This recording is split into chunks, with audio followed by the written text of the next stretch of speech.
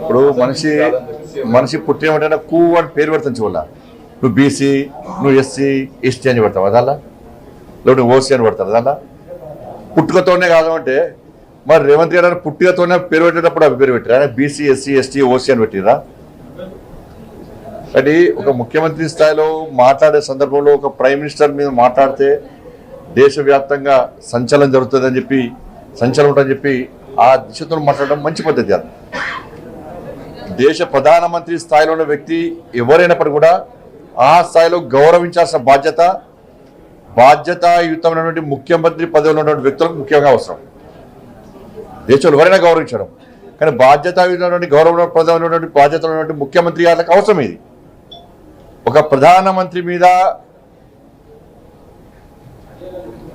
అవాకులు చవాకులు విసిరే ముందు ఆలోచించుకోవాల్సిన అవసరం ఉంది. ఇది రేవంత్ రెడ్డి గారి విజ్ఞతగా వదిలేస్తున్నాం మేము. ఇవాళ 1994లో గుజరాత్లో అప్పుడు మీరు టీడీపీ ఉన్నారు పాపం, అప్పుడు మీరు టీడీపీలో ఉన్నారు, ఇప్పుడు కాంగ్రెస్లో ఉన్నారు. ఇప్పుడు మీరు కాంగ్రెస్లో ఉన్నట్టు ఆ కాంగ్రెస్ పార్టీ ప్రభుత్వమే మోడీ గారి యొక్క కులాన్ని బీసీ జాబితాలో చేర్చింది మీ ప్రభుత్వమే. కానీ మొదటిసారి నరేంద్ర మోడీ గారు ప్రధానమంత్రి అయిన తర్వాత ఈ దేశంలో ఉన్నటువంటి ప్రతి ఒక్క బీసీ వెనుకబడిన వర్గాలకు చెందిన ప్రతి ఒక్క వ్యక్తి కూడా మేమే ప్రధానమంత్రులు అయినామని చెప్పి ఒక సంతోషాన్ని వ్యక్తం చేశారు. అన్ని బీసీ సంఘాలు సంతోషాన్ని వ్యక్తం చేసినాయి.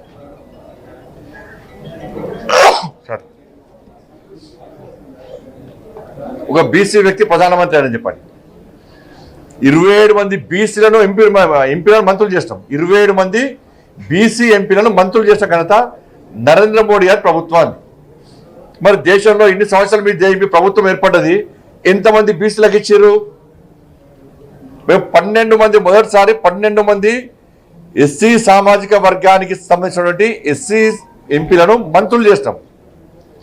8 మంది ఎస్టీ మంత్రులను ఎస్టీ ఎంపీలను మంత్రులు చేస్తాం. మరి మీ ప్రభుత్వం జాబితాను విడుదల చేయండి. ఈసారి 17 మంది బీసీ ఎంపీలను మీ ప్రభుత్వం లెక్కేంది? ఇద్దరే, మీ ప్రభుత్వంలో ఇద్దరే బీసీలు మంత్రులు. మరి మీరు సర్వే చేసినటువంటి మొన్న సర్వే చేసినటువంటి దానిలో మీ లెక్క ప్రకారం 42% బీసీలు అని చెప్పి మీ లెక్క ప్రకారమే 42% మరి బీసీలు ఉంటే మీ ప్రభుత్వంలో ఎంతమంది బీసీలను మంత్రులు చేయాలి? లెక్క చెప్పండి. మరి 46% మీ లెక్క ప్రకారం. గతంలో కేసీఆర్ గారు సమగ్ర సర్వే చేసినప్పుడు మాత్రం 51% వచ్చింది. ఇప్పుడు మీ ప్రభుత్వం సర్వే చేస్తే మాత్రం 46% వచ్చింది. ఆ 46% బీసీ జనాభా రేషియో ప్రకారం ఎంతమంది మంత్రులు ఉండాలి? మీ ప్రభుత్వంలో ఎంతమంది బీసీ మంత్రులు ఉన్నారో చెప్పండి. మరి ఇది బీసీలను గౌరవించట, బీసీలను అవమానపరచట ముఖ్యమంత్రి రేవంత్ రెడ్డి గారు చెప్పాలి. ఉత్తరప్రదేశ్ ఎన్నికల సందర్భంగా ఉత్తరప్రదేశ్లో ఉన్నటువంటి అన్ని జాతులు, బీసీ సంబంధించిన అన్ని జాతులు ఒకటై ప్రధానమంత్రి బీసీ కానీ గెలిపించాలి. ఈ దేశంలో అగ్రవర్ణాల్లో పేదలు కూడా ఈడబ్ల్యూఎస్ ఇచ్చింది కేంద్ర ప్రభుత్వం. అరే బీసీలో పేదలకు సమానంగా అగ్రవర్ణాల్లో పేదలు కూడా నరేంద్ర మోడీ గారు గుర్తించారు అని చెప్పి ఈ దేశంలో అగ్రవర్ణాల్లో పేదలు కూడా నరేంద్ర మోడీ గారు గుర్తించారు. వీళ్ళందరూ వస్తే దేశ ప్రధానమంత్రి అయ్యింది. వాళ్ళ దేశంలో అధికారం చెలాయిస్తున్నాం. ఇలా ఇది పక్క పెడితే ఈ చర్చ జరగాలంటే 10 జనపదుల నుంచి చర్చ జరగాలి. రేవంత్ రెడ్డి గారు స్పష్టం చేయాలి.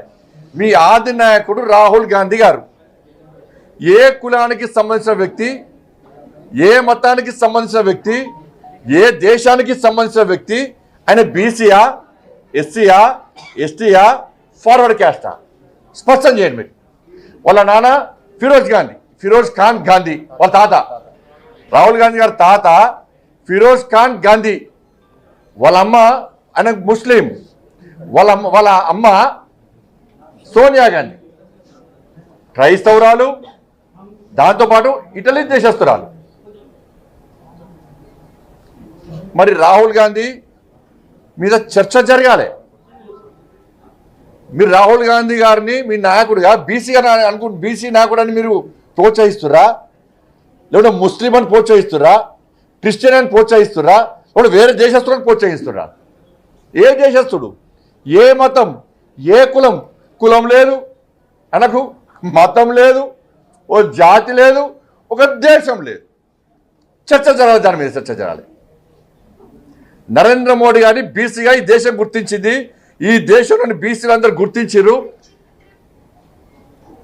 అగ్రవర్ణాల్లో పేదలు కూడా ఎస్ ఈయన బీసీ వెనుకబడిన వర్గాలకు సంబంధించిన వ్యక్తి కాబట్టే మా అగ్రవర్ణాల్లో పేదలు కూడా గుర్తిస్తుడు, పేదోడు కాబట్టే అని గుర్తించారు కాబట్టి దేశ ప్రధాని.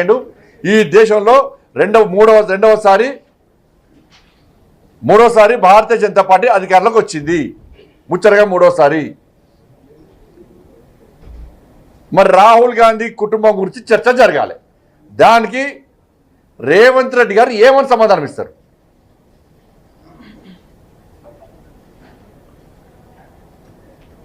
కొరువుతో తల కొట్టుకోవడానికి ఇదే.